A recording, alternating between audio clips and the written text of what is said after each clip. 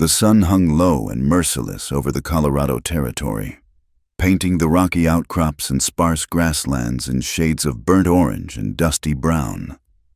It was the autumn of 1882, and the small town of Cedar Ridge sat like a weathered scar on the landscape, its wooden buildings huddled together against the endless expanse of wilderness that surrounded it. The air carried the perpetual taste of dust and sage, punctuated by the occasional whinny of horses tied to hitching posts along the main street. Cedar Ridge was like countless other frontier towns scattered across the American West, a place where civilization and wilderness met in an uneasy truce, where law was often more suggestion than fact, and where a man's reputation could mean the difference between acceptance and exile. The townsfolk numbered barely 300 souls, each carrying their own reasons for seeking life in this unforgiving land. Some came for gold, others for land, and still others simply to escape whatever ghosts haunted them back east. Among these souls was one who lived not within the town's rough embrace, but on its very edges, a man the townspeople had christened with whispered names and fearful glances. They called him the Monster when they spoke of him at all, which was rare and always in hushed tones. His given name was Samuel McCade, though few remembered it anymore. What they remembered instead were the scars that mapped his face like dried riverbeds, the way his left eye drooped from damaged muscle, and how the right side of his mouth pulled into a permanent grimace that made even his attempts at neutrality seem threatening. Samuel's cabin stood a full 3 miles from town, nestled against the base of the mountains where the pines grew thick and the shadows ran deep even at midday. He had built it himself 5 years prior, after the incident that had transformed him from a returning soldier into Cedar Ridge's resident nightmare. The logs were fitted tight against the mountain winds, the roof pitched steep to shed snow, and a stone chimney rose straight and true. It was a solid, lonely structure that spoke of a man who expected nothing from others and offered the same in return. The path to town was one Samuel traveled only when necessity demanded it, once a month, sometimes less. He would appear at the edge of Main Street with pelts draped over his shoulder, deer, elk, sometimes bear. He moved with the quiet efficiency of a man who had learned that speed meant less time for others to stare, less opportunity for confrontation. His transactions at Murphy's General Store were brief affairs conducted mostly in silence. Old Murphy would weigh the pelts, place coins on the counter, and Samuel would gather his supplies: flour, salt, ammunition, perhaps a new whetstone or length of rope. Never liquor, never anything that suggested comfort or companionship. The children of Cedar Ridge had grown up with Samuel as their boogeyman. Mothers would warn, "You mind your chores, or the monster will come down from his mountain." Fathers would point to the dark tree line when their sons showed defiance, saying, "You want to end up like him, living with the wolves and the dead?" The stories grew with each telling: how he had killed 20 men in the war, how he had turned on his own unit, how the scars came from a deal with the devil himself. The truth, as it often does, was both simpler and more complex. Samuel had indeed fought in the war between the states, serving with the 2nd Colorado Infantry. He had been at Glorieta Pass, had seen the elephant as soldiers called experiencing battle, and had returned home like so many others, changed, haunted, struggling to fit back into a world that seemed to have moved on without him. The scars came from a Confederate shell that had detonated near his position, sending shrapnel tearing through flesh and ending his war in a field hospital where the surgeons had done what they could with what remained. But it was what happened after the war that had sealed his fate in Cedar Ridge. A dispute over cards in the Broken Wheel Saloon, too much whiskey flowing, and a man named Jake Thornton who couldn't accept losing to a mangled freak. Thornton had pulled iron first, there were witnesses to that. But when the smoke cleared, it was Thornton who lay dead on the sawdust floor, and Samuel who stood with a smoking Colt in his hand. Self-defense, clear as day. But Thornton had friends, had family, had a pretty young widow who wept at his funeral. The story twisted in the telling until Samuel became the aggressor, the killer who had murdered a good man over a few dollars. Sheriff Watson, a practical man who valued peace over justice, had suggested Samuel might find it healthier to keep his distance from town. It wasn't exile, exactly, but it might as well have been. Samuel had built his cabin, learned to live off the land, and slowly faded from man to monster in the collective memory of Cedar Ridge. On this particular October afternoon, as Samuel checked his trap lines high in the foothills, the stage from Denver was raising a cloud of dust on the eastern road. Inside, clutching a worn carpetbag and steadying a small boy against the coach's violent swaying, sat a woman who would soon challenge everything Cedar Ridge thought it knew about monsters and men. Her name was Elizabeth Hartley, though she had been Elizabeth Morrison for the 6 years of her marriage. The black crepe of mourning still clung to her dress, though it had been 8 months since the accident at the rail yard in Kansas City had made her a widow. 8 months of struggling to keep their small apartment, of taking in washing until her hands cracked and bled, of watching her savings dwindle while relatives suggested perhaps she should consider remarriage or maybe send young Thomas to live with his uncle's family in Chicago. Instead, she had taken what remained of their savings, purchased coach fare west, and answered an advertisement for homestead land available near Cedar Ridge, 160 acres under the Homestead Act, free to anyone willing to work it for 5 years. It was a desperate gamble, perhaps a foolish one. But Elizabeth had discovered that widowhood brought with it an unexpected steel in her spine. If the world wanted to see her broken, she would disappoint it. Thomas, all of 6 years old, pressed his face against the coach window, his eyes wide with wonder at the landscape rolling past. "Mama, are those mountains?" he asked for the 10th time, pointing at the Rockies rising like blue-gray teeth against the horizon. "Yes, sweetheart," Elizabeth replied, smoothing his unruly brown hair. "Those are the Rocky Mountains. We'll be living near them. Will we see bears?" The boy's voice held equal parts excitement and trepidation. "Perhaps," she said, though she hoped not. There were enough challenges ahead without adding wildlife to the list. The coach lurched to a stop in front of the Cedar Ridge Hotel and boarding house, its wheels groaning a final protest. The driver climbed down and began unloading luggage with the casual disregard of a man who had made this run too many times to count. Elizabeth gathered Thomas and their meager belongings, stepping down onto the packed earth of Main Street. The town that greeted her was neither better nor worse than she had expected. False-fronted buildings lined the street like elderly men sucking in their stomachs. The hotel, Murphy's General Store, the Broken Wheel Saloon, a small church with a crooked steeple, the sheriff's office, all the necessary components of frontier civilization assembled with more attention to function than form. Men in worn denims and dusty hats paused to look at her, their expressions ranging from curiosity to calculation. A woman alone with a child was a rare sight, one that upset the careful balance of a place like Cedar Ridge. Elizabeth had arranged by letter to rent the old Pearson place, a cabin 2 miles south of town that had stood empty since its owners had given up and headed back east the previous spring. The land agent, a thin man named Holloway with ambitious whiskers and a permanent expression of mild dyspepsia, met her at the hotel with keys and directions that seemed deliberately vague. "You sure about this, Mrs. Morrison?" he asked, using the name she had given in her correspondence. She saw no need to complicate matters with the truth just yet. The Pearson place is, well, it needs work, and it's a fair piece from town. Might be better to stay at the boarding house until you find something more suitable. The advertisement said it had 4 walls and a roof. Elizabeth replied firmly, "That will suffice." Holloway's expression suggested he doubted very much that it would suffice, but he handed over the keys with a shrug that absolved him of responsibility. "There's a wagon and driver can take you out there. Jensen, he does hauling for folks. Course, getting supplies and such, that'll be on you to arrange after today."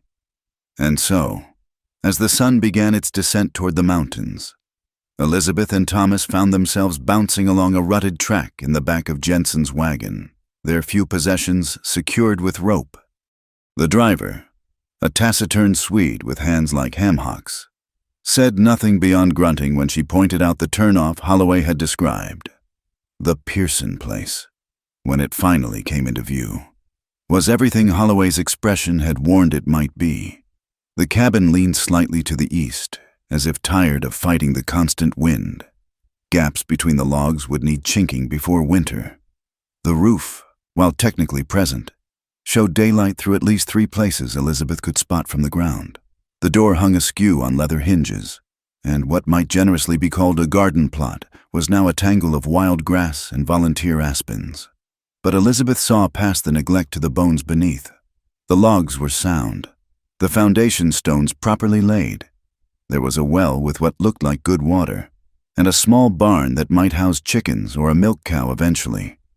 The land itself stretched away in gentle rolls, good soil from what she could tell, bordered by a creek that whispered promises of irrigation come spring. "This our new home, Mama?" Thomas asked, his small hand finding hers. "Yes," she said, squeezing gently. "This is where we'll make our new start." As Jensen unloaded their belongings with the same casual efficiency as the stage driver, Elizabeth noticed movement on the northern ridge, a figure on horseback, too distant to make out clearly, watching their arrival. The rider remained motionless for a long moment, then turned and disappeared into the tree line. She thought nothing more of it. These lands were full of drifters and hunters. She had more pressing concerns than curious strangers.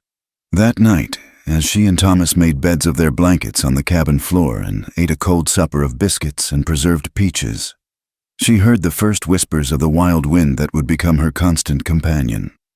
It sang through the gaps in the logs, carrying the scent of pine and the distant cry of coyotes. Thomas curled against her, seeking warmth and reassurance in equal measure. Elizabeth lay awake long after her son's breathing had deepened into sleep. Above them, through one of the gaps in the roof, stars burned with a fierce clarity she had never seen in Kansas City. The weight of what she had undertaken pressed down upon her like a physical thing. No family here, no friends, no husband to share the burden. Just her own 2 hands, a determination forged in grief, and a small boy who trusted her to make it right. She did not know that 3 miles to the north, in a cabin built tight against the mountain cold, Samuel McCade sat by his fire cleaning the rifle he had carried while watching the new arrivals. He had seen the woman and child, had noted the absence of a man, had recognized in the set of her shoulders the same stubborn refusal to bend that had driven him to these lonely heights. He did not know why the sight of them had stirred something in his chest.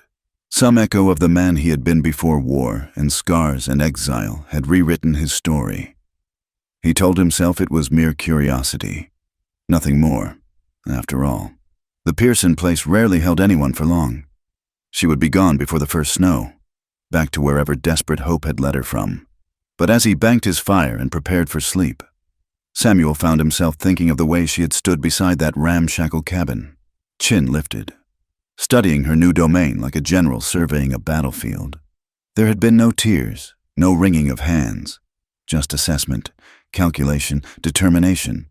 Perhaps, he thought as sleep began to claim him, perhaps Cedar Ridge was about to meet someone who wouldn't scare quite so easily. The first month tested Elizabeth in ways she hadn't anticipated. Each dawn brought new challenges, gaps in the cabin walls that whistled like accusatory voices, a roof that leaked with even the gentlest rain, and soil that seemed determined to break every tool she put to it. Her hands, already roughened from taking in washing, split and bled as she learned the harsh vocabulary of frontier survival. Chinking, splitting, hauling, mending. Thomas tried to help, his 6-year-old enthusiasm lasting about as long as it took for the first blister to form on his small palm. Elizabeth fashioned him smaller tools from broken handles and set him to gathering kindling, feeding the chickens she'd bought with precious coins, and other tasks that let him feel useful without overtaxing his young strength. The townspeople watched her struggles with a mixture of pity and speculation. When she appeared at Murphy's general store, her dress dusty and mended, purchasing nails and tar paper with carefully counted coins, the women would exchange glances that spoke volumes. A few of the bolder men would offer assistance, their offers laden with implications that made Elizabeth's jaw tighten. Mighty hard work for a woman alone, Carl Brennan observed one afternoon, leaning against the counter with practiced casualness. He owned the livery stable and fancied himself something of a catch. Could use a man's hand around that place. I manage quite well, thank you, Elizabeth replied, not looking up from her examination of seed prices. Winter's coming on fast, Brennan persisted. Gets powerful cold out there, powerful lonely too. Elizabeth fixed him with a gaze that had frozen warmer men. Loneliness, Mr. Brennan, is preferable to unsuitable company. But it was Jacob Muller, who owned the small bank, who proved most persistent in his unwelcome attention. A widower himself, though 20 years Elizabeth's senior, he had decided she would make a suitable replacement for his late wife. His approaches were couched in concern and propriety, but there was something in his pale eyes that made Elizabeth's skin crawl. Mrs. Morrison, he would say, appearing at her elbow whenever she came to town. You must allow me to review your financial situation. A woman in your position needs guidance. My finances are my own concern, she would respond. But Muller was not easily deterred. One evening, as she struggled to repair a broken fence rail before dark, Muller appeared at her property uninvited. Thomas was inside, bent over the primers Elizabeth used to continue his education by lamplight. This is most inappropriate. Mr. Muller, Elizabeth said, not pausing in her work. I've come to make you a proposition, he said, dismounting from his horse with an air of ownership that set her teeth on edge. A business arrangement that would benefit us both.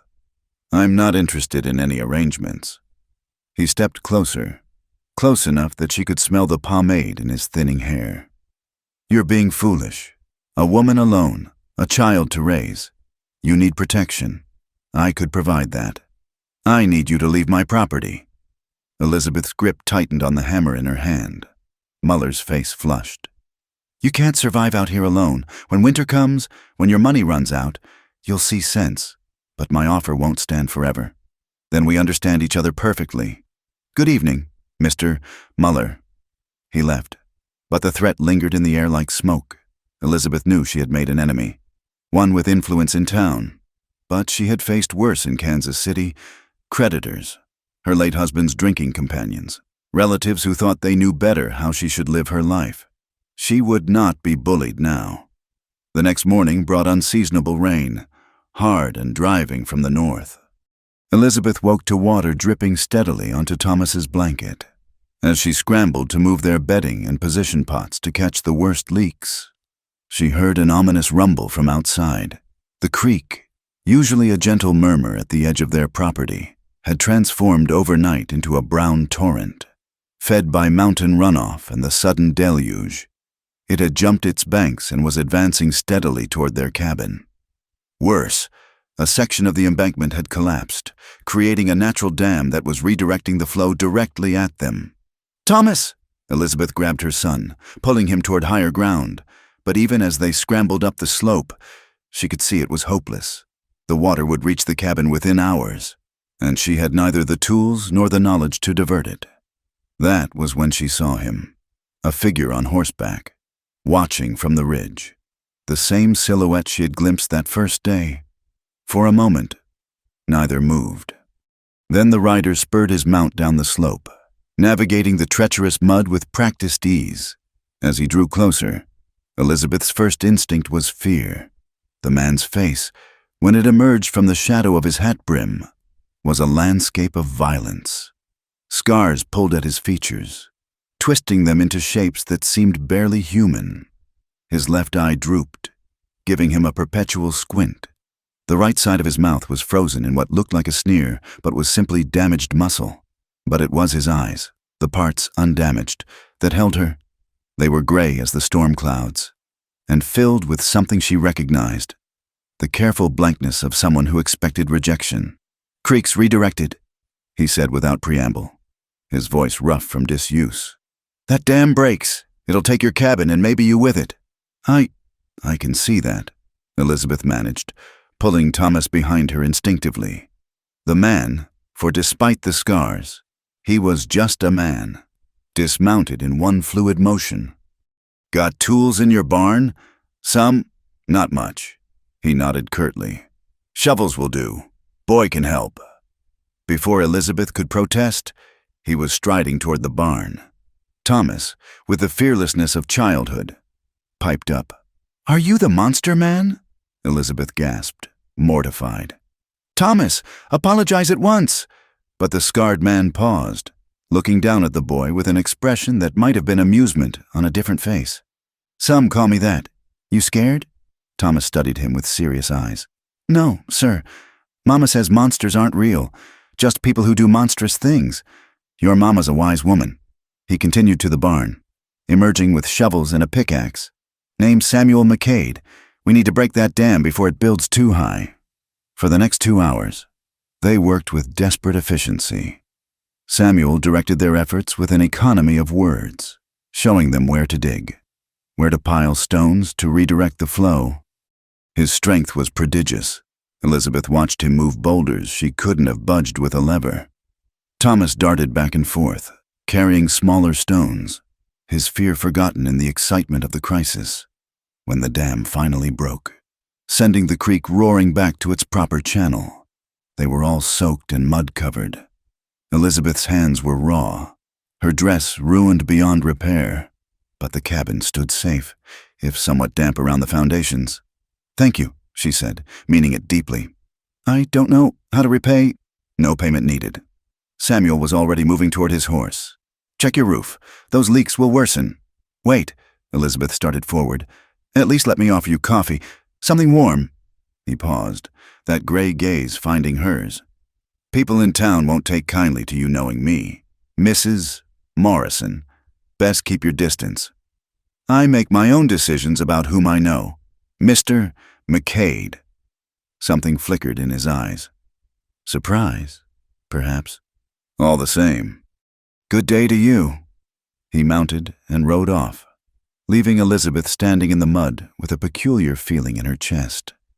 Thomas tugged at her sodden skirt. "He's not really a monster, is he, Mama?" "No," Elizabeth said softly, watching the rider disappear over the ridge. "No, I don't believe he is." Word of the incident spread through Cedar Ridge like wildfire. By the time Elizabeth made her next trip to town for supplies, the looks had shifted from pity to something more complex. Women whispered behind their hands. Men's offers of help ceased abruptly. "Heard McCade was out at your place." Mrs. Garrett, the boarding house owner, said with false casualness as Elizabeth selected flour at Murphy's. "He helped divert floodwater that would have destroyed my home," Elizabeth replied evenly. "Still." Mrs. Garrett's mouth pursed. "Not proper. A woman alone entertaining such a man." "I didn't entertain anyone. He saw people in need and helped." "Very Christian of him, wouldn't you say?" The woman colored and turned away. But the damage was done. Elizabeth found prices suddenly higher when she shopped, credit less available, faces less friendly. Muller watched her with satisfaction, certain that social pressure would drive her to reconsider his offer. But Elizabeth had not survived widowhood and poverty to be cowed by small-town gossip. She continued her work, patching the roof with tar paper as best she could, preparing the soil for winter wheat, teaching Thomas his letters in the evening by lamplight. A week after the flood, she found a dressed deer haunch hanging from her porch rail at dawn. No note, no sign of who had left it. But she knew. The meat fed them for days, supplementing their meager diet of beans and cornmeal. She said nothing in town, but she made sure to leave a loaf of fresh bread on a stump at the edge of her property where the trail led north. It was gone by morning. As October wore on toward November, these silent exchanges continued. Game appeared when her supplies ran low. Once she found her wood pile replenished after a long day trying to repair the chicken coop. In return, she left what she could: bread, a jar of preserves, once a shirt she had mended after finding it draped on her fence, torn and bloodied. Thomas began watching for their mysterious benefactor, sometimes catching glimpses of movement in the trees. "There he is, Mama," he would whisper excitedly. But Elizabeth learned not to look too quickly, understanding that Samuel's help came with the price of distance. One evening, as early snow dusted the ground, she heard Thomas talking to someone outside. her heart leaping to her throat. She rushed out to find her son chattering away to Samuel, who stood at the edge of the property like a man at the border of a foreign country. "And Mama's teaching me to read about David and Goliath," Thomas was saying. "Do you know that story? Thomas, come inside," Elizabeth called, though not harshly. "But Mama, I was just telling Mr. McCade about—" "It's all right," Samuel said quietly. "Boys, no bother. Just brought this." He gestured to a small dough carcass. "Thought you might need it." Elizabeth stepped off the porch, moving slowly as one might approach a spooked horse. "Would you like that coffee now? It's a cold evening." He stood so still he might have been carved from the mountain stone. The scarred side of his face was in shadow, but she could see the war in his expression, loneliness battling with hard-learned caution. "People talk," he said finally. "They talk anyway," Elizabeth replied. "I've decided I don't much care." A sound escaped him that might have been a laugh if it hadn't been rusty from disuse. "You're a strange woman, Mrs. Morrison?" "Hartley," she corrected softly. "My name is Elizabeth Hartley. Morrison was a necessary fiction." He absorbed this information with a nod. Then, moving as if the action pained him, he stepped across that invisible border onto her property proper. "Just coffee," he said. "Then I'll go." But Thomas, with the innocent enthusiasm of childhood, had other ideas. As Elizabeth prepared the coffee with shaking hands, when had she last entertained a man who wasn't trying to intimidate or proposition her? Her son peppered Samuel with questions about hunting, the mountains, the tracks he'd seen in the snow.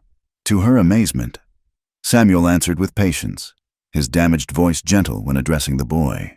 He showed Thomas how to tell deer tracks from elk, drew patterns in the dirt with a stick, even smiled, a crooked, painful expression that transformed his face entirely when he finally rose to leave.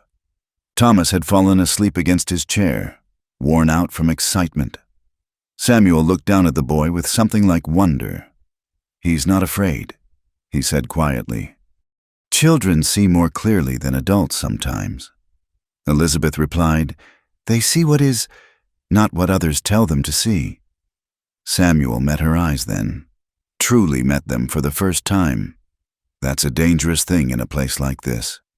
"Perhaps, but I've found that living in fear is its own kind of danger."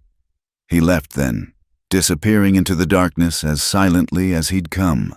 But something had shifted. Some barrier had cracked. Elizabeth cleared away the coffee cups with unsteady hands, her heart beating a rhythm she hadn't felt in so long she'd forgotten its name. Outside, snow began to fall in earnest, covering the scars of flood and toil with temporary grace.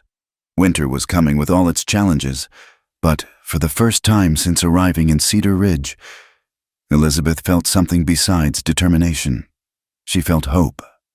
News traveled through Cedar Ridge like smoke through a drafty room, impossible to contain, changing shape with each telling.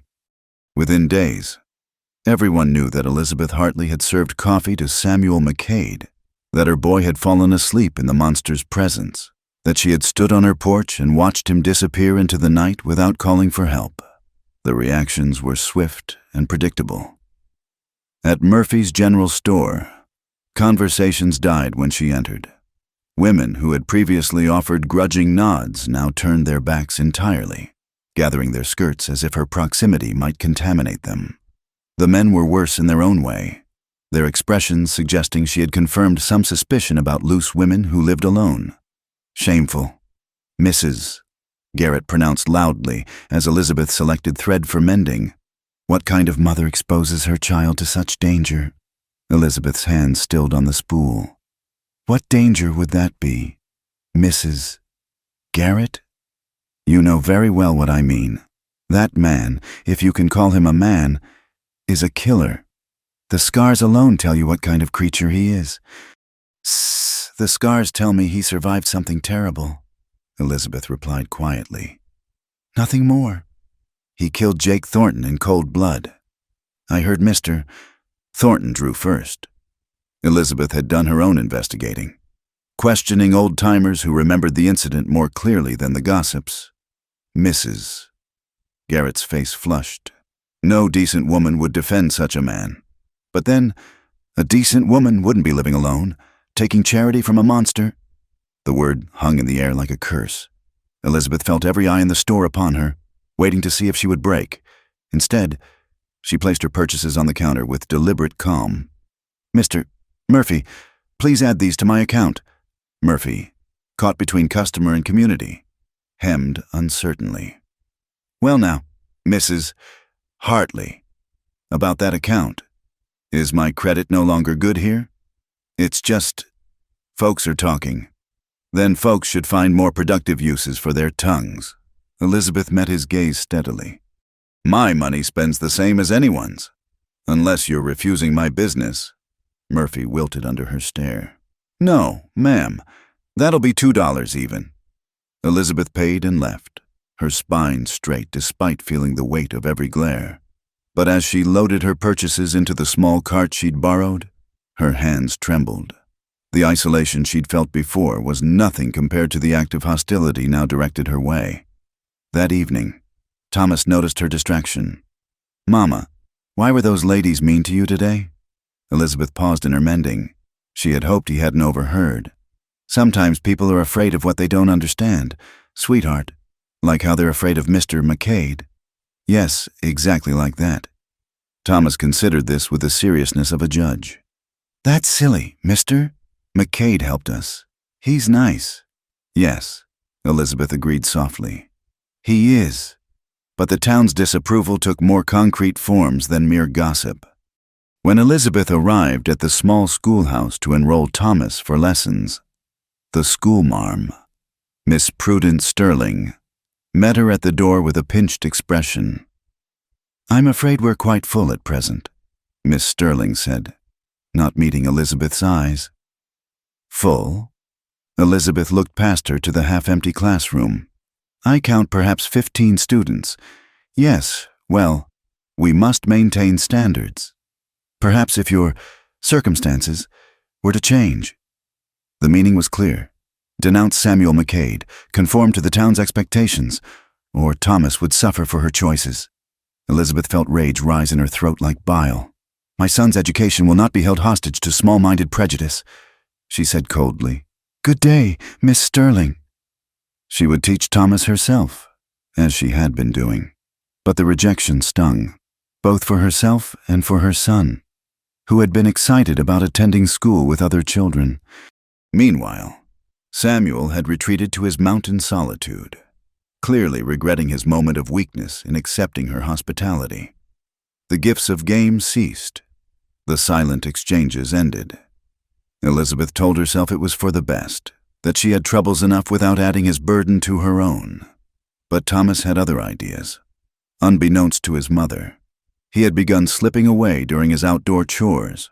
Following the creek upstream toward the mountains, his path inevitably led him to Samuel's territory, where the boy's patient persistence gradually wore down the man's defenses. "You shouldn't be here, boy," Samuel said the third time Thomas appeared at the edge of his camp. "I brought you something." Thomas produced a slightly squashed biscuit from his pocket. "Mama made them yesterday." Samuel stared at the offering as if it might bite. "Your mother know you're here?" "She's fixing the chicken coop," which was true, if not exactly an answer. "You need to get back before she misses you." But Thomas had already spotted the trap Samuel was mending. "What's that for? Will you teach me?" And somehow, despite himself, Samuel found he was explaining the basics of trapping, showing small hands how to set the spring mechanism, warning about the dangers of carelessness. The boy absorbed every word with an intensity that reminded Samuel painfully of his younger brother. Dead now, these 20 years. These secret meetings continued throughout November. Thomas would appear like a small ghost from the trees, full of questions and that fearless curiosity that seemed to see past Samuel's ruined face to something beneath. Samuel told himself each time would be the last, but found himself watching for the boy, even preparing simple lessons: how to read weather signs, which plants were safe to eat, how to move silently through the forest. It was during one of these lessons that disaster struck. Elizabeth, finally noticing Thomas's extended absences, had followed him at a distance. Her heart nearly stopped when she saw where his path led. By the time she reached Samuel's camp, Mother's fury had built to a thunderhead.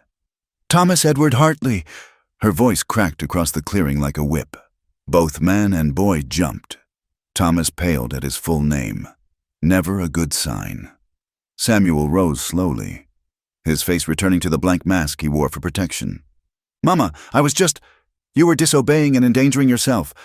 Elizabeth's eyes blazed as she grabbed Thomas's hand. "We're going home, now!" "But Mama, not another word." She turned to Samuel, who stood like a man awaiting execution. "And you, how dare you encourage this? Behind my back, teaching him God knows what." "Survival skills," Samuel interrupted quietly. "Things he needs to know out here. What he needs is to stay away from—" She bit off the word, but it hung between them anyway. "From you, from danger, from monsters." Samuel's expression never changed, but something died in his eyes. "You're right. I'll make sure he doesn't come again." "See that you do." Elizabeth dragged Thomas away, her heart pounding with delayed terror. All the way home, she catalogued what could have happened.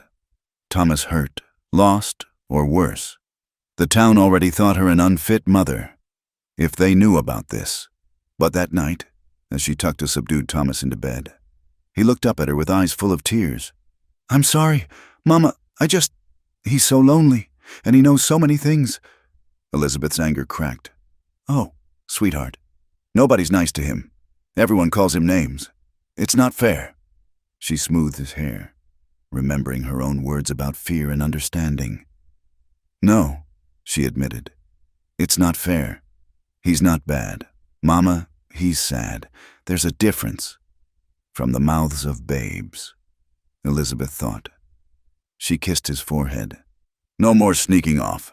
If you want to see Mr. McCade, you ask me first." "Understood?" Thomas's eyes widened with hope. "Really?" "We'll see.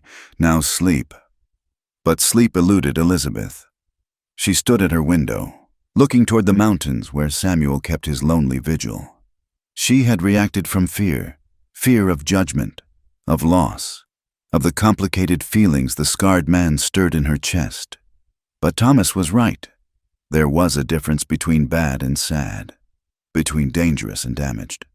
3 days later, she found herself on the trail to Samuel's cabin, a basket on her arm, and Thomas chattering excitedly beside her. The decision had not been easy, but the memory of the light dying in Samuel's eyes haunted her. She had added to his burden of rejection, and that knowledge sat poorly with her conscience. His cabin appeared through the pines like something from a fairy tale, solid, well-crafted, but utterly alone. No smoke rose from the chimney. For a moment, Elizabeth feared he had gone, driven away by her harsh words. Then he emerged from the tree line, rifle in hand, stopping short at the sight of them. "Mrs. Hartley." His voice held careful neutrality. "Mr. McCade." She lifted the basket. "I came to apologize, and to bring a proper meal, if you'll have us." He stood frozen, as if movement might shatter this unexpected vision. "The boy's welcome, but you shouldn't. People will talk worse than before." "Let them talk. I've been poor and I've been scorned. I find I prefer the latter to the former, and I'll not add to the world's cruelty on account of wagging tongues." Thomas, unable to contain himself, burst forward. "Mama says I can learn from you if you'll teach me." And she brought chicken and dumplings and apple cake. Samuel looked down at the boy, then back at Elizabeth. Something shifted in his expression. A wall crumbling, perhaps, or hope taking root in barren ground. "Apple cake," he said faintly. "With cinnamon," Elizabeth confirmed, fighting a smile. I haven't had apple cake since—" He stopped, swallowed. "You're certain?" "I'm certain that kindness costs nothing and means everything. I'm certain that my son could learn valuable skills from you. And I'm certain that eating alone is a joyless necessity that need not be endured when there's an alternative." Samuel studied her for a long moment. Then, with the air of a man stepping off a cliff, he gestured toward his cabin. "It's not much, not fitting for a lady." "I'm no lady," Elizabeth said firmly. "I'm a homesteader, a mother, and a woman who knows her own mind. Now, shall we eat before the dumplings get cold?" As they entered the cabin, neat as a pin, she noticed everything in its place despite the bachelor solitude. Elizabeth felt the thunderclouds of town judgment gathering. By tomorrow, everyone would know she had brought her son to the monster's lair, had broken bread with the man they feared. But watching Thomas beam as Samuel showed him a map of the territory, seeing the wonder dawn on Samuel's face at the simple pleasure of company, Elizabeth found she truly did not care. Let them talk. Some things were worth the price of gossip. The consequences of Elizabeth's defiance came swiftly and without mercy. Within days of her visit to Samuel's cabin, Jacob Muller appeared at her property with 2 other men from town, Frank Garrett, whose wife had been so vocal in her condemnation, and Roy Hutchins, who served as Muller's enforcer in business matters that required a heavy hand. "Mrs. Hartley," Muller said, dismounting with an air of grim satisfaction, "I'm afraid we need to discuss your situation." Elizabeth, who had been splitting kindling, straightened but kept the axe in her hands. "State your business, Mr. Muller. The town council has met. There are concerns about the welfare of your son. The town council has no jurisdiction over my family." Muller's smile was thin as paper. "Perhaps not officially, but decent folks have a moral obligation to protect children from harmful influences. Your association with McCade has raised questions about your fitness as a mother." Elizabeth felt ice form in her veins, but her voice remained steady. "My associations are my own business. Not when they endanger a child." Garrett interjected. "Taking the boy to that killer's cabin? Have you lost all sense? The only danger to my son comes from narrow-minded fools who would use a child as leverage for their prejudices." Hutchins, a man whose reputation for violence made him Muller's perfect companion, stepped forward. "Maybe you need a reminder about how things work in Cedar Ridge, woman." "That's enough, Roy," Muller said mildly, though his eyes glittered with approval. "We're simply here to offer Mrs. Hartley a solution. The bank is prepared to buy out her claim on this land at a generous price, enough to relocate somewhere more suitable for a widow and child. My land is not for sale. Everything's for sale at the right price. Consider carefully. Mrs. Hartley. Winter's coming. A woman alone, struggling to make ends meet. Exposed to dangerous influences, accidents happen out here. Terrible accidents. The threat hung in the cold November air like icicles ready to fall. Elizabeth's grip tightened on the axe handle. "Get off my property." Muller's face hardened. "You're making a mistake. The offer won't stand forever, and neither will the town's patience." They left, but Elizabeth knew it was far from over. That night, she barred the door and loaded the old shotgun she'd found in the barn. Thomas, sensing her fear, stayed close and quiet. The harassment began almost immediately. Elizabeth woke one morning to find her chicken coop destroyed, feathers and blood telling the story of her small flock's demise. Her fence rails were pulled down repeatedly. The path to her well was strewn with broken glass that could have lamed her or Thomas.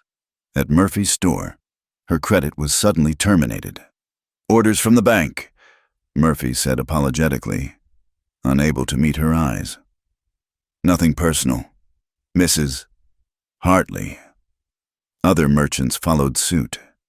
Elizabeth found herself effectively cut off from supplies just as winter began to bite with earnest cold. She rationed their flour, stretched their beans, made Thomas's clothes from her own worn dresses. Pride prevented her from going to Samuel for help. She had brought enough trouble to his door. But Samuel was not oblivious to her plight. He had survived 5 years of exile by knowing everything that moved in his territory. And the men who vandalized Elizabeth's property left tracks as clear as signatures. He also noticed her absence from town, the way smoke from her chimney grew thinner as she conserved wood. One evening in early December, as Elizabeth tried to make soup from nearly nothing while maintaining a cheerful front for Thomas, she heard a commotion outside.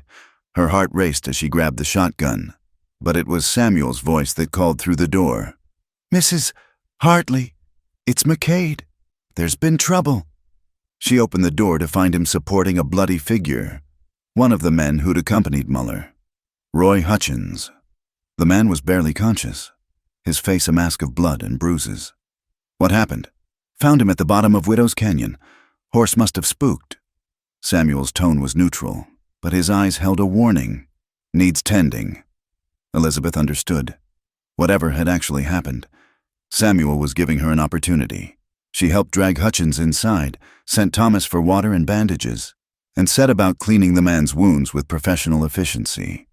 Hutchins groaned back to consciousness as she worked. His eyes focused first on her, then widened in terror as they found Samuel standing silent in the corner. "You!" he gasped. "You tried to kill me."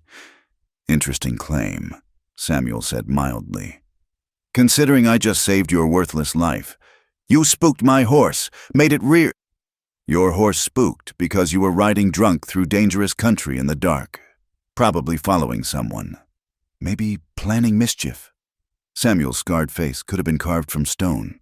"Lucky I was hunting nearby." Hutchins tried to rise, but Elizabeth pressed him back down. "Be still, Mr. Hutchins. You've likely got broken ribs. Don't touch me, woman. You're in league with him." "I'm tending your injuries," Elizabeth said calmly. "Though, given you likely came here to do us harm, perhaps I should reconsider." Hutchins paled. Realizing his position, he was injured, alone, in the cabin of a woman he'd threatened, with the man everyone called a monster standing guard. His bluster crumbled. I won't say anything. Just let me go." "Oh, you'll say plenty," Samuel corrected. "You'll tell everyone how Mrs. Hartley showed Christian charity to a man who meant her ill. You'll tell them how she saved your life when she could have let you bleed out in the snow. And you'll make it clear that anyone else who comes here with mischief in mind might not be so fortunate as to have me nearby to rescue them from their own stupidity." Hutchins nodded frantically. Yes, I'll tell them. And one more thing." Samuel leaned closer, his damaged face terrible in the lamplight. "The boy, anyone who threatens the boy, anyone who even looks at him wrong, will answer to me. Make sure Muller understands that." When Hutchins finally limped away on his recovering horse the next morning, Elizabeth turned to Samuel with mixed emotions. "You didn't have to involve yourself. They involved me the moment they threatened you because of our association." He paused, seeming to struggle with words. "I'm sorry. This is my fault." "No." Elizabeth stepped closer, close enough to see the pain that lived permanently in his eyes. "This is the fault of small minds and cruel hearts. You've done nothing but show kindness." Kindness. He said the word like he was testing its shape. That's not what anyone else would call it. Then everyone else is wrong. They stood in the morning light, frost glittering on the ground between them, and Elizabeth made a decision that had been building since that first shared meal in his cabin. Slowly, giving him time to retreat, she reached out and took his hand. He flinched, as if burned. No one had touched him voluntarily in 5 years, not since the last army surgeon had pronounced him healed enough to travel. His hand was rough with calluses, scarred like the rest of him, but warm and solid in hers. "They call you a monster," she said softly, "but I'm not afraid." Something broke in his expression then, some last wall crumbling. His fingers curled carefully around hers, as if he held something precious and fragile. "Elizabeth." Her name on his lips was prayer and plea combined. "Mama?" Thomas's voice from inside shattered the moment. "Is Mr. Hutchins gone?" Samuel stepped back, but Elizabeth held his hand a moment longer. "This isn't over," she said. And she wasn't talking about Muller's threats. "No," he agreed. "I don't believe it is." That night, as a blizzard swept down from the mountains, Elizabeth made a decision. She would not be driven from her land. She would not let Muller and his cronies use fear as a weapon. And she would not deny whatever was growing between her and Samuel. No matter what the cost, She had taken his hand and spoken truth. She was not afraid. Now she had to prove it. To the town, to Samuel, and most of all, to herself. The blizzard raged for 2 days, sealing them in a world of white. When it finally cleared, Elizabeth emerged to find her woodpile replenished, her broken fence mended, and a deer carcass hanging in her barn. Samuel's tracks led away through the snow, but she knew he hadn't gone far. He was done running, and so was she. Muller would return with new threats. The town would continue its condemnation, and winter would test them all. But something had fundamentally changed in that moment of clasped hands and spoken truth. They were no longer alone in their fight, and in the harsh mathematics of frontier survival. 2 people standing together were more than twice as strong as 2 standing apart. Elizabeth set about her chores with renewed energy. Thomas chattering beside her about the fort he wanted to build in the snow. From the ridge above, she knew gray eyes watched, protecting. Let them come, she thought. Let them all come. She was not afraid. Winter descended upon Cedar Ridge with a vengeance that year, as if nature itself sought to test the bonds forming between the outcasts. The snow piled higher than anyone could remember, turning the landscape into an endless white desert, broken only by the dark sentinels of pine trees. Elizabeth's cabin, already weathered, groaned under the weight of ice and snow. It was during the worst of the storms that their relationship deepened beyond mere survival into something richer and more complex. Samuel began arriving in the blue hour before dawn, moving through the snow with the silence of a man who had learned to be invisible. He would split wood, check the roof for dangerous ice dams, ensure the path to the well remained clear. By the time Elizabeth woke, evidence of his presence was everywhere, though the man himself had vanished like morning mist. At first, she simply accepted these gifts of labor, understanding his need to help from a distance. But as December wore on, she began rising earlier, timing her movements to catch him at his self-appointed tasks. "The coffee's hot," she would say, standing in the doorway with 2 cups steaming in the frigid air. He would hesitate, torn between flight and the simple human pleasure of warm coffee and warmer company. More often than not, company won. They would stand together on the porch, watching the sun paint the mountains pink and gold. Speaking of small things, the weather, Thomas's progress with his letters, the tracks of elk moving through the valley. It was during one of these dawn meetings that Samuel first spoke of the war. "I wasn't always like this," he said suddenly, gesturing to his scarred face. "Before the war, I was different." Elizabeth waited, understanding that words held back for years needed space to emerge. "Had a girl back in Illinois, Mary Catherine. Her name was pretty as a spring morning. We were going to marry when I got back."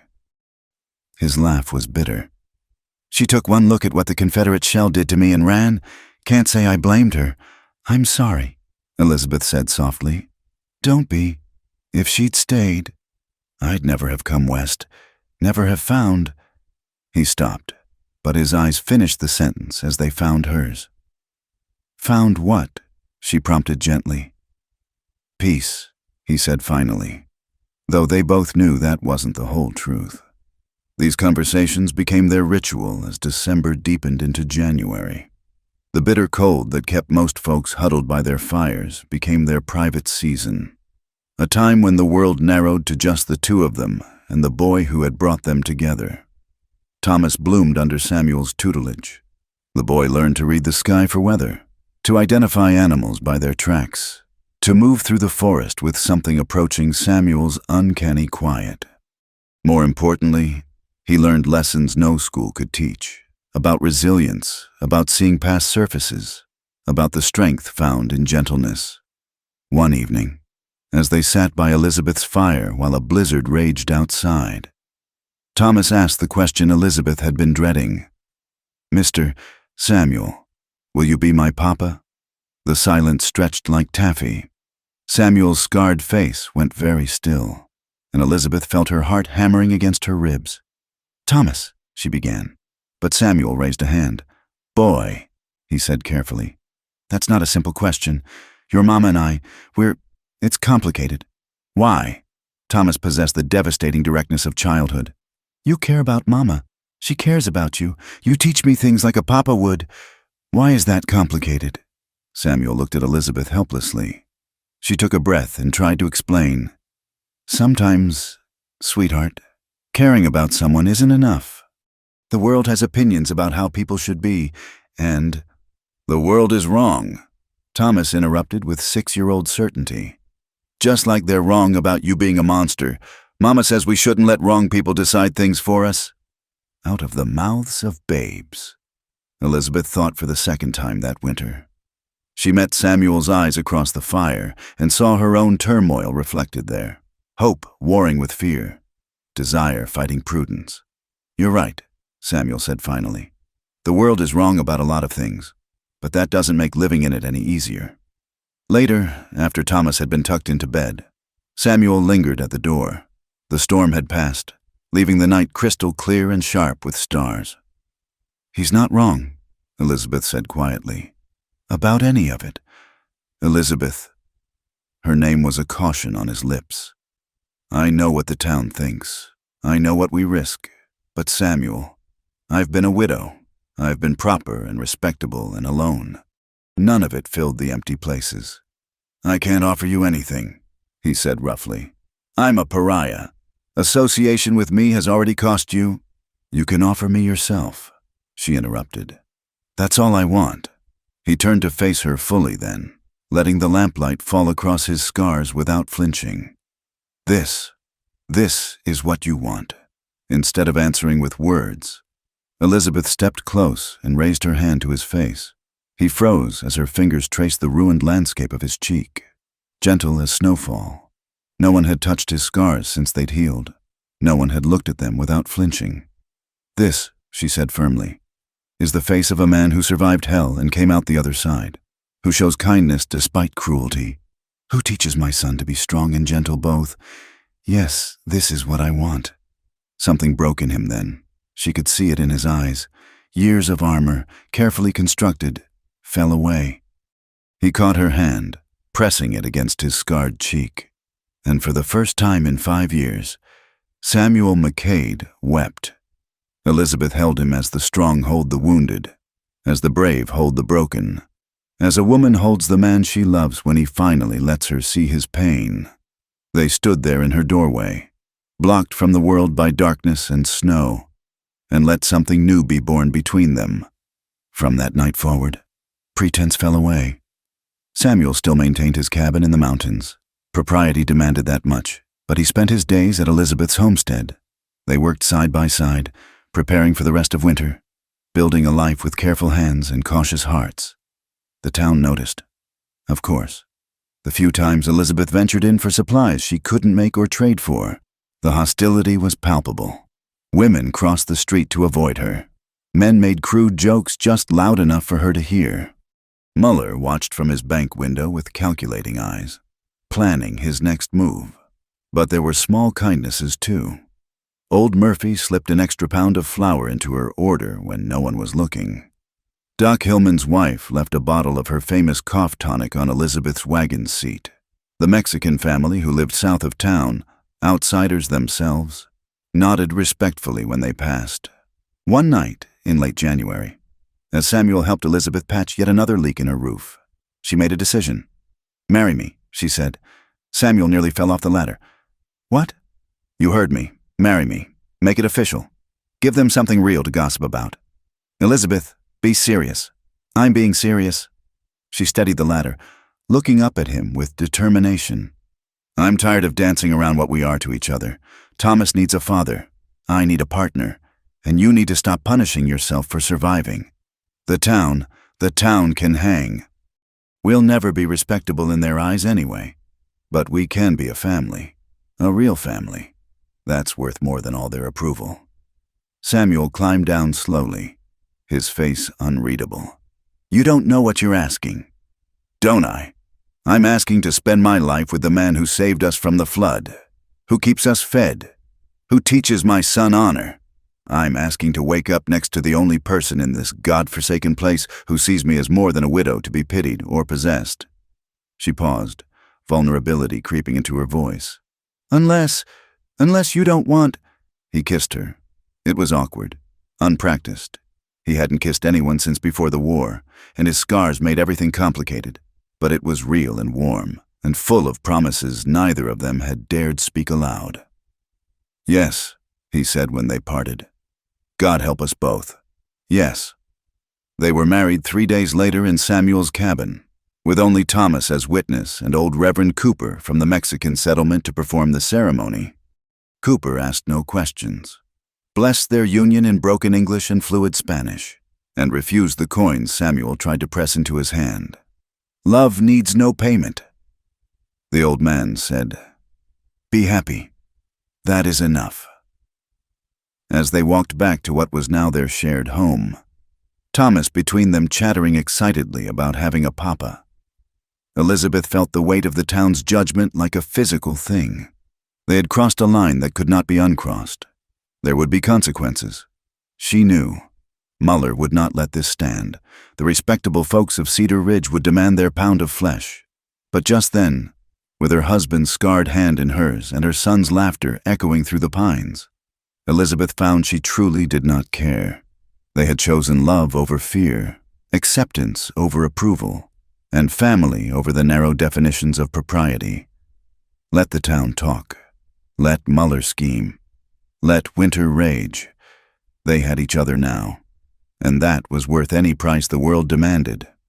The first signs of trouble came in early March, when the mountain snows began their slow retreat and the trails became passable again.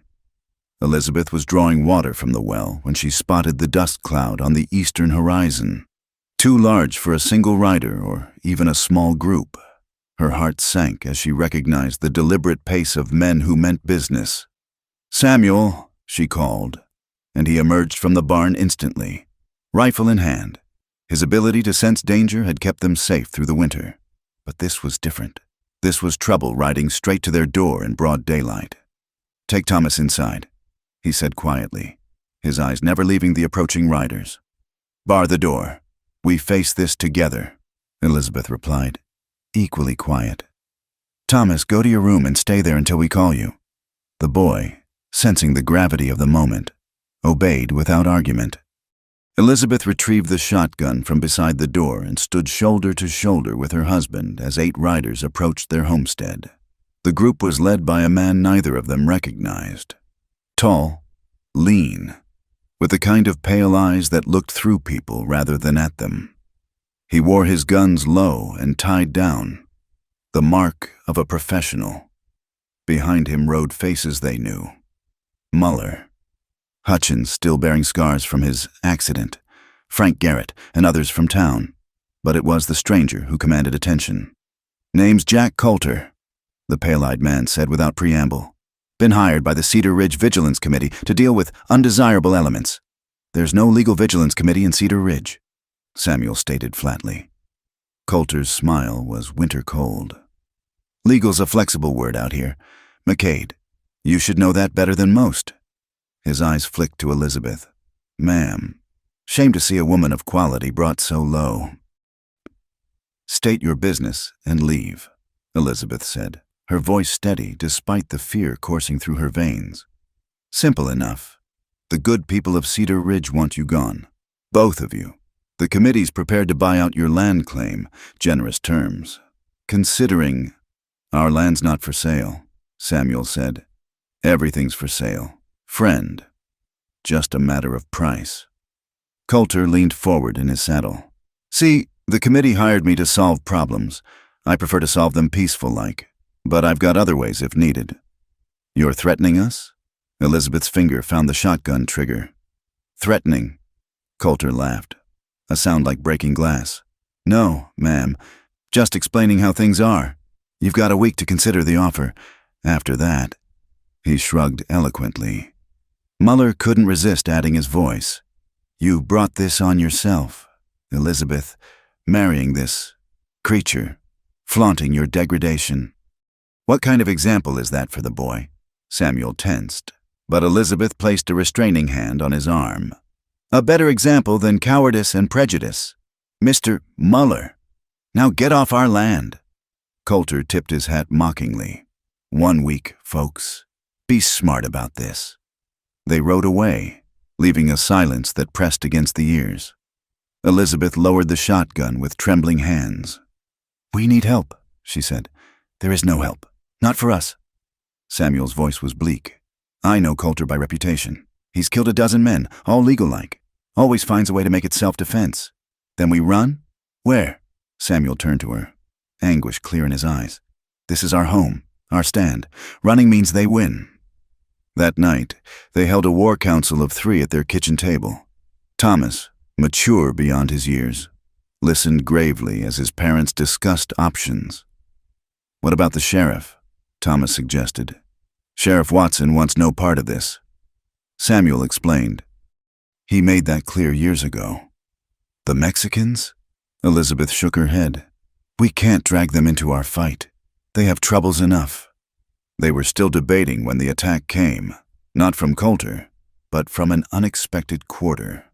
A band of men, faces masked, rode whooping onto their property, torches blazing. Not to burn, not yet, but to terrorize. Samuel met them with rifle fire, carefully aimed to warn rather than wound.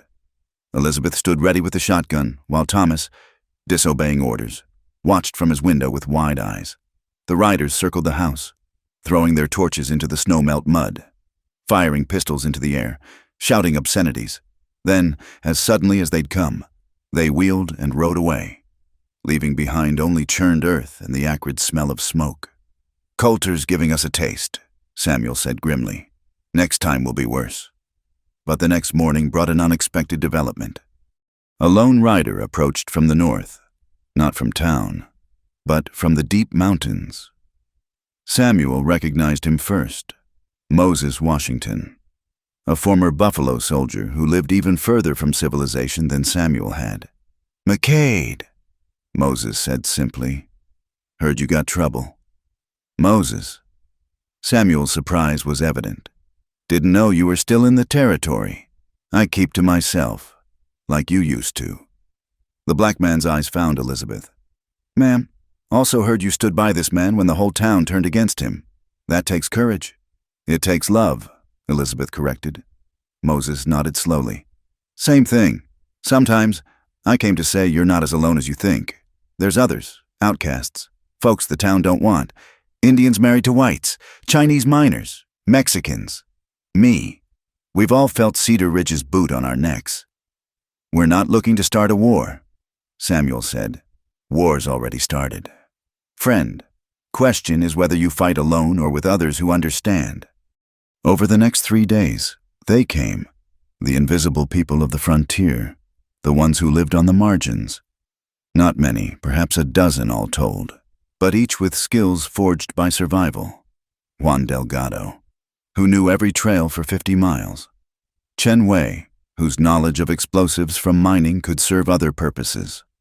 Sarah Crow Feather, a half-Arapaho woman whose husband had been driven out for marrying her. They didn't come to Elizabeth's homestead. That would have been too dangerous. Instead, they met in the high meadows, planned in the shadows, prepared for what everyone knew was coming. Coulter, for his part, seemed content to wait, letting fear do his work, but Muller grew impatient. On the 5th day, he arrived at the homestead with a new offer. "Be reasonable," he urged from a safe distance, having learned not to come too close. "Take the money. Start fresh somewhere else." "Why put the boy through what's coming?" "Because running teaches him that might makes right." Elizabeth called back. "That bullies win if they're loud enough. I'll not have him learn that lesson." Muller's face darkened. "You're a fool, woman. Coulter's killed women before. He's got no scruples about it." "Then he and I have something in common," Elizabeth replied. "Neither do I, when it comes to protecting my family." That night, Samuel sat sharpening his knife by the fire while Elizabeth mended clothes, domestic tranquility shadowed by approaching storm.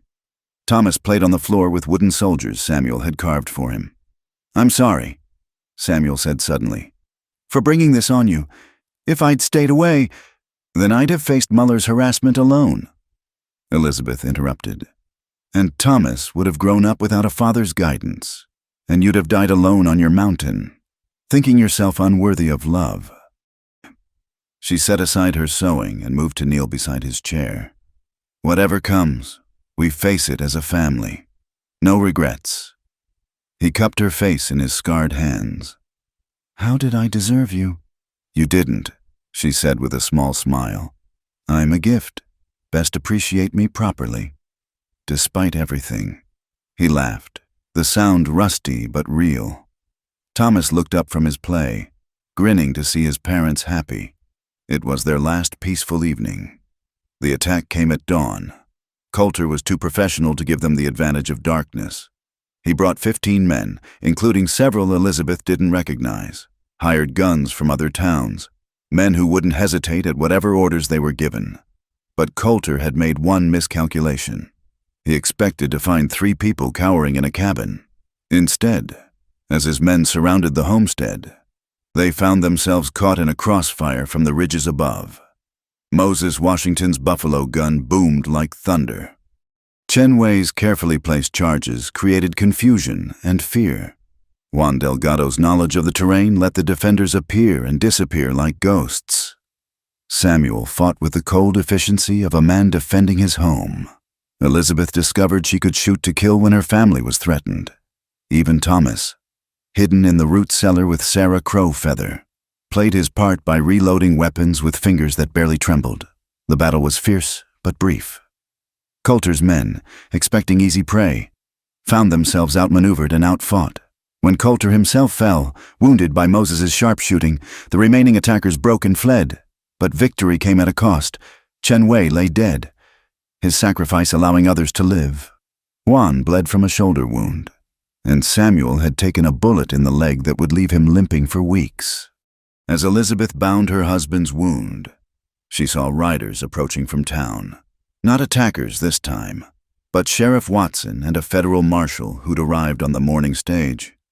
"Heard there was trouble," Watson said unnecessarily, surveying the battlefield. Coulter, wounded, alive. Moses indicated where the gunman lay groaning. "Others run off."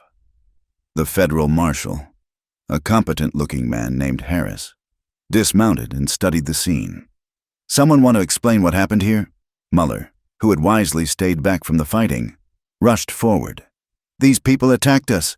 We came to serve legal papers, and legal papers don't usually require 15 armed men," Marshal Harris observed dryly, "including Jack Coulter, who's wanted in 3 territories." He turned to Elizabeth and Samuel. "Your version?" Elizabeth straightened, blood on her dress and steel in her voice.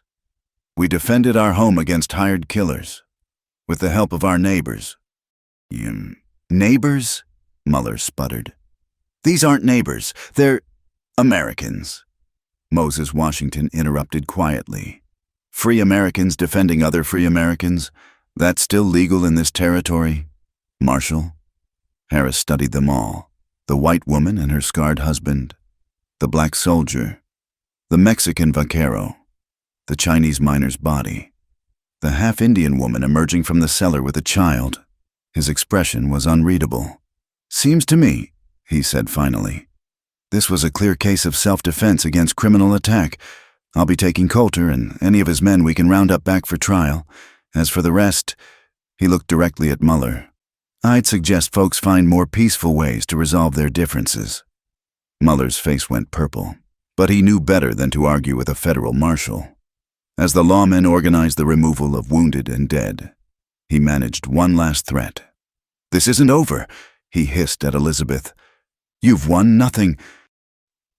"We've won the right to stay on our land," she replied. "That's everything." As the sun climbed higher, painting the mountains gold, the defenders gathered to bury Chen Wei and tend their wounds. They had won this battle, but everyone knew Muller was right in one sense. It wasn't over. The town's prejudice remained. The challenges of frontier life continued. But something had changed. The outcasts had found each other. had discovered strength in unity, and at the center of it stood a scarred man and the woman who had taken his hand, proving that love could indeed conquer fear. "What now?" Thomas asked, emerging from the cellar to survey his transformed world. Samuel, leaning on Elizabeth for support, ruffled the boy's hair. "Now we rebuild, we go on, we live. Together," Elizabeth added. "Together," the others echoed, and in that word was both promise and power. The aftermath of the battle brought an uneasy peace to Cedar Ridge. Marshal Harris's intervention had forced a temporary cessation of hostilities, but the underlying tensions remained like embers waiting for fresh wind. Muller retreated to his bank, nursing his humiliation and plotting revenge through more subtle means. The town itself seemed to hold its breath, uncertain how to react to the dramatic shift in power dynamics for Elizabeth and Samuel. The days following the confrontation were filled with the quiet work of healing and rebuilding. Samuel's leg wound, while not life-threatening, kept him confined to the cabin for the first week. He chafed at the inactivity, but Elizabeth proved an implacable nurse. "You'll stay in that bed until Doc Hillman says otherwise," she declared, ignoring his protests. "We didn't survive all this for you to lose the leg to infection from your stubbornness." It was during this enforced stillness that Marshal Harris paid them an unexpected visit. He arrived alone, his weathered face thoughtful as he accepted Elizabeth's offer of coffee. "I've been doing some investigating," he began without preamble. "Into that old killing, Jake Thornton." Samuel tensed, but Harris raised a calming hand. "Found some interesting facts. Witnesses who were too scared to talk before. Seems Thornton had a reputation for violence when he drank. Also seems he owed considerable money to various people, including Muller." "What are you saying, Marshal?" Elizabeth asked carefully. "I'm saying that sometimes the truth takes a while to surface. I've spoken to Judge Carlton over in Denver. He's willing to review the case, maybe issue a formal clearing of Mr. McCade's name." Samuel's scarred face showed a complexity of emotions. "After all this time, why?" "Because justice delayed doesn't have to be justice denied," Harris replied. "And because a man who inspires such loyalty," he gestured toward the window, where Moses and Juan could be seen working on fence repairs, "deserves to have his name cleared." The formal hearing was set for 3 weeks hence. Word spread through Cedar Ridge like wildfire, dividing the town even further. Some, tired of Muller's heavy-handed control, began to speak up about things they'd seen and heard that night 5 years ago. Others, bound by fear or obligation, maintained their silence. It was Mrs. Garrett who provided the most unexpected testimony. She arrived at Elizabeth's door on a cold March evening, her usual rigid propriety cracked by something that might have been conscience. "I need to speak with your husband," she said, not quite meeting Elizabeth's eyes. Samuel, now mobile with a cane Samuel had carved, joined them in the parlor. "Mrs." Garrett sat ramrod straight, her hands twisted in her lap. "Frank doesn't know I'm here," she began. "Well, that doesn't matter. I was there that night, at the Broken Wheel. I saw what happened." "You were in the saloon?" Elizabeth couldn't hide her surprise. Color stained the older woman's cheeks. "I was looking for Frank. He'd been drinking, gambling. I stayed in the shadows, didn't want to embarrass him by dragging him home, but I saw it all. Jake Thornton was drunk, mean drunk. He'd lost badly at cards, accused your husband of cheating. When Mr. McCade tried to leave, Thornton blocked his way. Why didn't you speak up before?" Samuel's voice held no accusation, only weary curiosity. "Because my husband owed Muller money, because I was afraid, because it was easier to let people believe." She trailed off, then lifted her chin with something like her old defiance.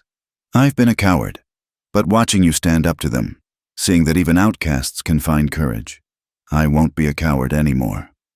Her testimony at the hearing proved decisive.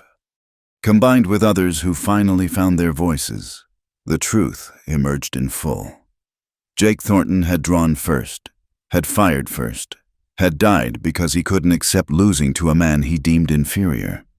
Samuel had acted in clear self-defense. Judge Carlton's verdict was unequivocal. Samuel McCade, I find that you acted within your rights and within the law. Furthermore, I find that you have been grievously wronged by rumor and prejudice. Let the record show that you are an innocent man. An innocent man? The words seemed to hang in the air like something foreign. Samuel sat very still, Elizabeth's hand tight in his, as if movement might shatter this unexpected redemption. But clearing Samuel's name was only part of the battle. Mueller, while weakened, wasn't finished. He began calling in loans, raising interest rates, making life difficult for anyone who showed sympathy to the McCades. Several families found themselves facing foreclosure. The divide in Cedar Ridge deepened. It was Thomas, in his innocent wisdom, who suggested the solution. Why don't we help them like Mr. Moses and the others helped us? And so began what the town would later call the Alliance of the Outcasts, though they simply called it neighboring. Sarah Crowfeather organized the women to share preserving techniques that stretched food supplies. Juan and his cousins helped bring in harvests for families whose men were injured or ill. Moses taught hunting skills to boys whose fathers had never learned. Even Samuel, despite his continuing recovery, shared his knowledge of survival. Elizabeth found herself at the center of it all, coordinating efforts, mediating disputes, and slowly earning a different kind of respect. Not the shallow approval of social conformity, but the deeper regard earned through action and sacrifice. The confrontation with Mueller came to a head in April, when he attempted to foreclose on the widow Martinez's small farm. The widow, who had 5 children and nowhere else to go, had missed 2 payments while nursing her eldest through pneumonia. A crowd gathered at the courthouse steps where the auction was to be held. Mueller stood with Sheriff Watson and the auctioneer, confident in the law's protection. What he hadn't expected was the unified response of the community's outcasts and their growing number of allies. "I bid $1, Moses Washington announced when the auction began. $2, Mueller countered irritably. $1, Juan Delgado said firmly. "You can't bid backwards," Mueller protested. $1, Sarah Crowfeather stated. Soon the entire crowd was chanting $1, making it impossible for the auctioneer to continue. Mueller's face grew purple with rage. "This is illegal. Sheriff, arrest them!"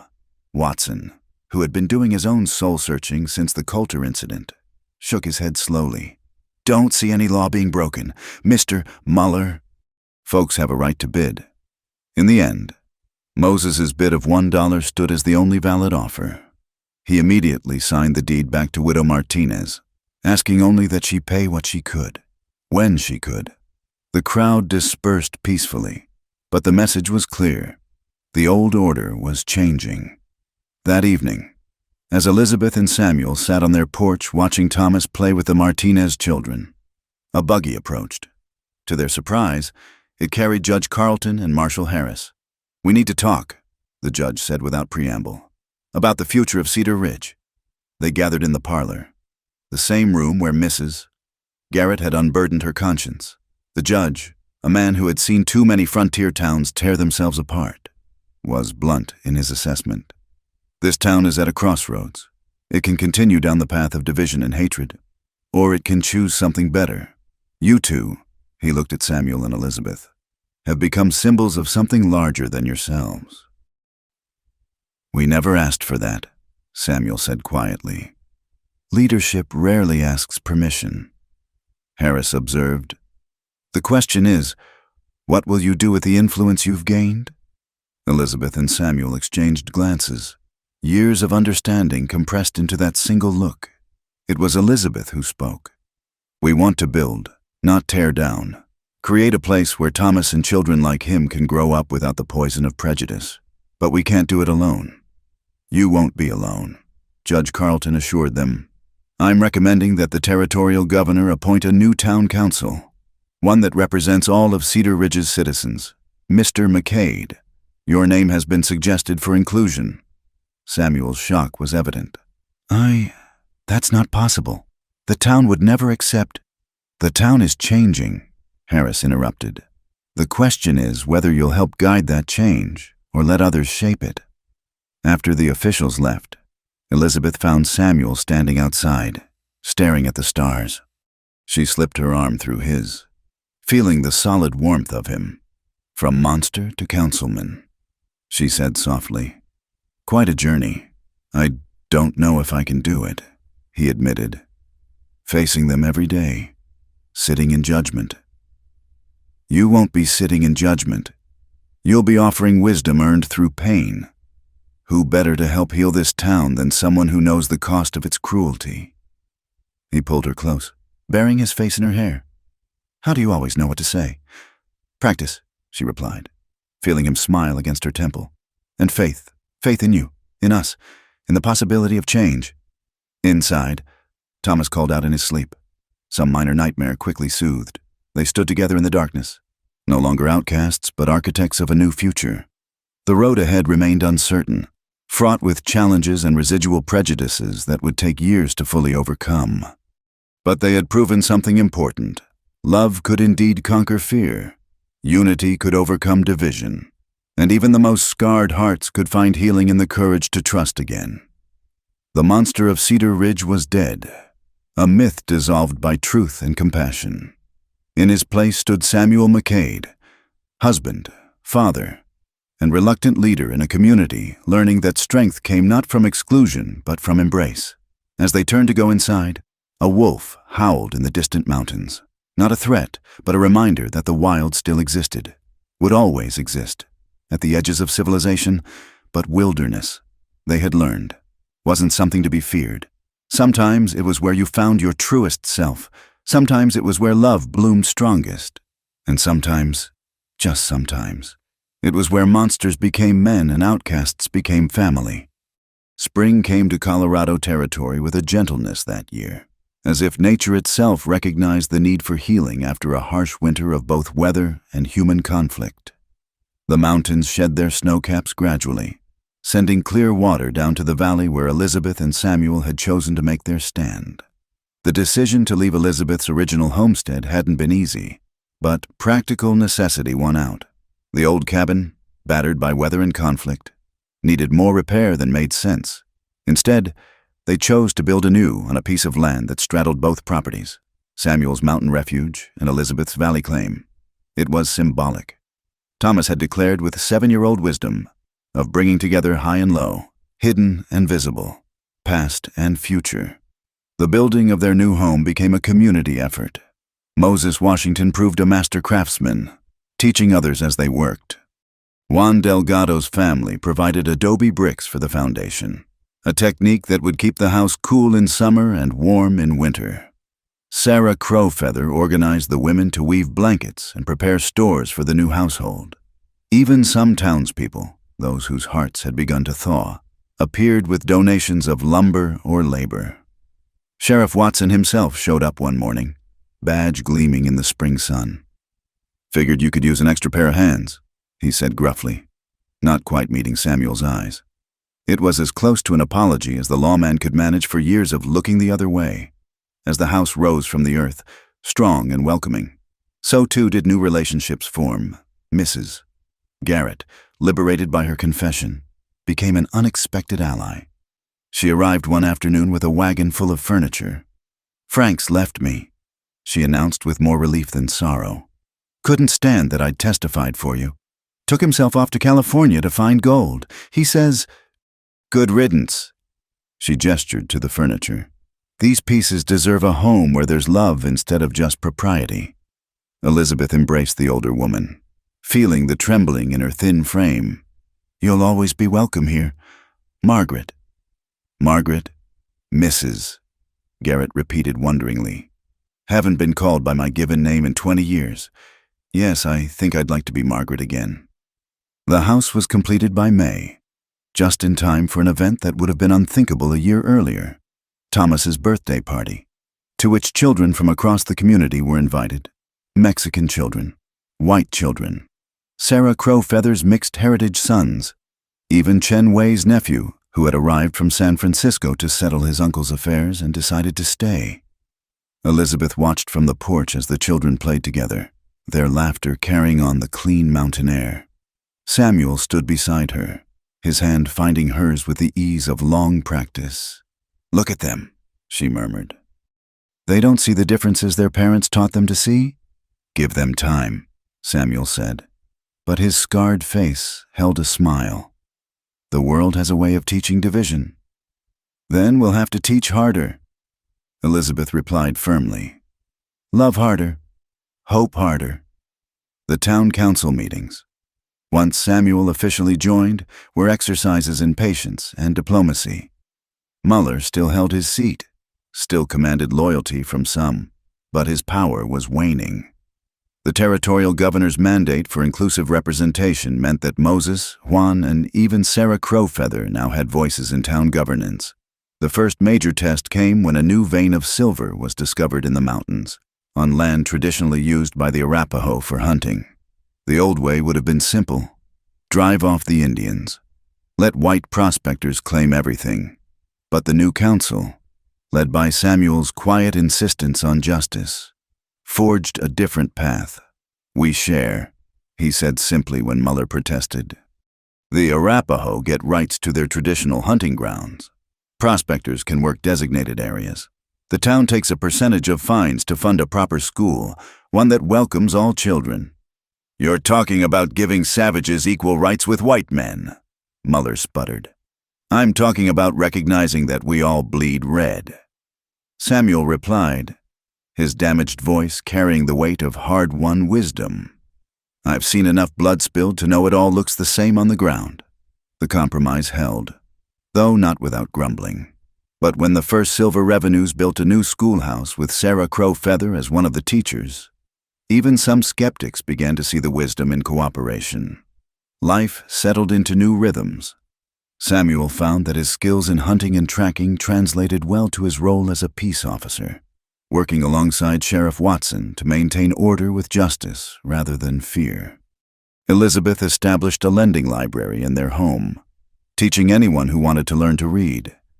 Thomas grew like a reed, absorbing lessons from his varied community of teachers. One autumn evening, as the aspens turned gold on the mountainsides, Elizabeth found Samuel in what they'd come to call his thinking spot, a bench behind their house facing the peaks.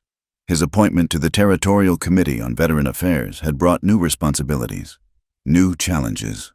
They want me to speak, he said without preamble, at the dedication of the War Memorial in Denver, about healing, moving past old wounds. Elizabeth settled beside him, saying nothing. She'd learned when to speak and when to simply be present. How can I talk about healing? Samuel continued, touching his scarred face unconsciously. When I wear my wounds for all to see. Maybe that's exactly why you should speak, Elizabeth suggested gently. Because your wounds are visible.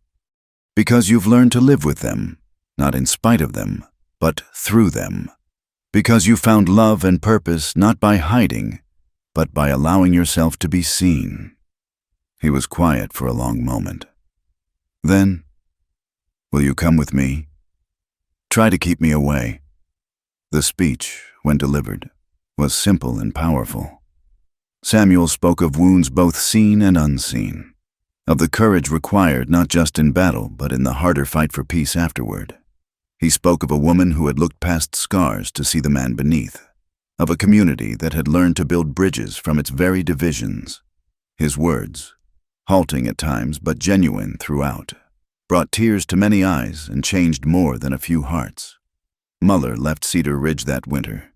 His bank sold to a consortium that included Moses Washington as a partner.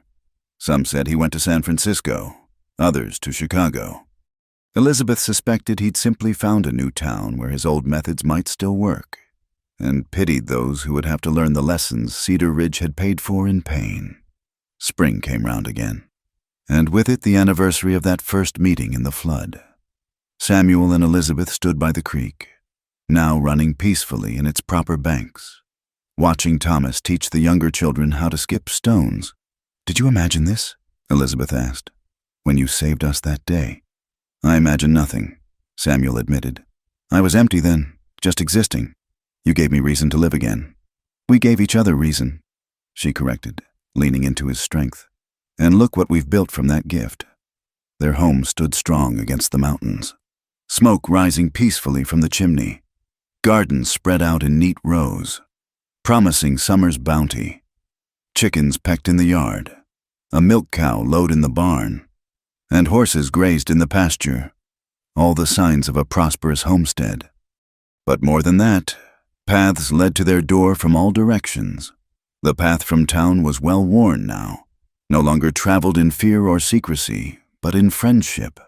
Children's laughter rang out regularly. Neighbors came to share meals, seek advice, or simply enjoy the peace of a place where all were welcome. As the sun began its descent toward the mountains, painting the sky in shades of rose and gold, Elizabeth and Samuel turned toward home. Thomas ran ahead, calling something about helping with dinner. They followed more slowly. Hands joined, no words needed. They had traveled far from that day when a widow had looked at a scarred man and declared her lack of fear. Through flood and drought, prejudice and acceptance, isolation and community, they had built something larger than themselves, a love that had indeed conquered fear, a family that extended beyond blood, a home that stood as testimony to the power of choosing hope over hate. In the growing dusk, a wolf called from the high peaks, not a threat now, but a reminder of the wild beauty surrounding them. Samuel squeezed Elizabeth's hand, and she squeezed back, and together they walked toward the warm light spilling from their windows, toward the voices of those they loved, toward a future they had claimed with courage and carved with care. The monster of Cedar Ridge had become a builder of bridges. The desperate widow had become a pillar of community. The frightened boy had grown into a child of many teachers, many traditions, and in their transformation lay proof of an eternal truth, that love, genuine and brave, could indeed remake the world. One heart, one family, one community at a time. In the last light, their shadows stretched long across the land they had made their own, not through conquest but through cultivation, not through exclusion but through embrace. And in those lengthening shadows was written the end of one story and the beginning of countless others, all springing from that moment when a woman had taken a wounded man's hand and spoken the words that changed everything. "I'm not afraid." Thank you so much for listening to this Wild West love story. I'd love to know where you're enjoying this tale. Are you listening during your commute, relaxing at home, or perhaps on a long drive? Please subscribe to the From Wild West channel and share your thoughts in the comments below. Your feedback means the world to us, and I'd love to hear what touched you most about Elizabeth and Samuel's journey. Until next time, partners.